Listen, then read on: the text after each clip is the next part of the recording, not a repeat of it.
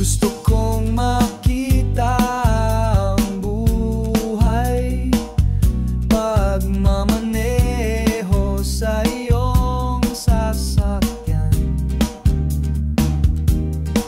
Oh please, wag mo akong ihatid sa bahay dahil hindi ito ang aking tahanan. Ito ang kanilang tahanan. At hindi na ako welcome. At kung double-decker bus bumagsak sa amin ang mamatay sa tabi mo, ito ba ay isang makalangit na paraan upang mamatay?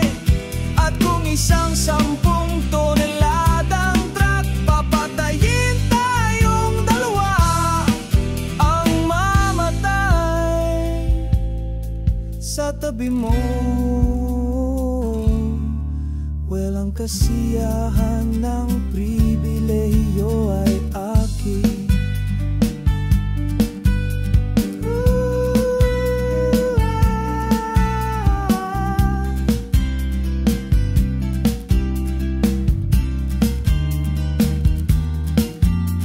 Ilabas mo ako ngayong gabi dahil gusto kong makita ang mga tao.